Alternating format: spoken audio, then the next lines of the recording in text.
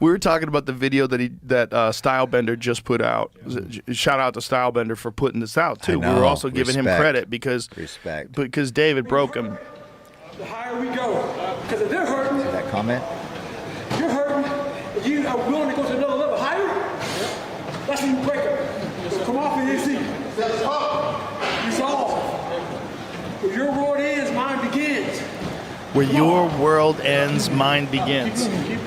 And this is one of Goggins' multiple workouts of the day that he took Stylebender through. There's Stylebender's off the... Yeah, and they're helping him back up. By the way, this is after they already ran. This is like this is the third thing they did. They ran, then they did the Airdyne bike, and then they're doing this. So they already did sprints on the Airdyne bike. They ran for distance. I don't know how many miles they ran, but he was exhausted after the run, then exhausted after the Airdyne, and then he does this, and then they do it all over again. Yeah. They start again with the fucking Airdyne machine. They go back and forth, and then it goes to sit-ups, and then it goes to... It just like it never ends. And this is one... And then people go, he's not doing that every day. Well, fucking clearly he is. Every day. Clearly he is, because look at him. He's not even breathing heavy. Stylebender is dying, and David Goggins is talking to him with normal breath.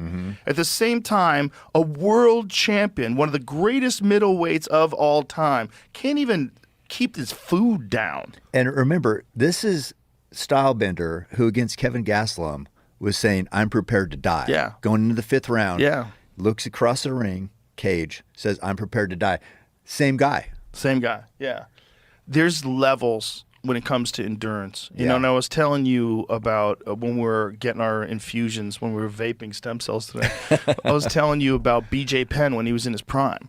When BJ Penn was in his prime, he was training with Marv Marinovich, and Marv Marinovich had very unorthodox training methods where it was all plyometrics, explosive drills, sprints, box jumps, all this crazy stuff. And he believed, and I hope I'm not quoting him incorrectly, but he believed that fight training was of secondary importance when you're in camp, and really what was important is to just have a fucking insane gas tank. Like, BJ Penn knows how to fight. He's a world champion. He's not going to forget how to fight. But you could get him training this way where you have this gas tank that's just insane.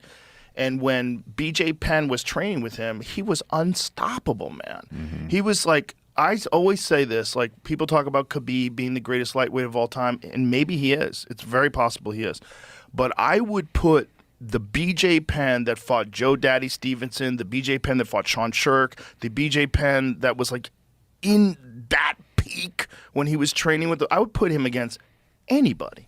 Against anybody. Against when he fought Diego Sanchez, he couldn't be stopped. And if you got him to the ground, his fucking submission game was insane. It was insane off of his back. He would take your back, you're dead. He would knock you out standing up. His kickboxing was elite.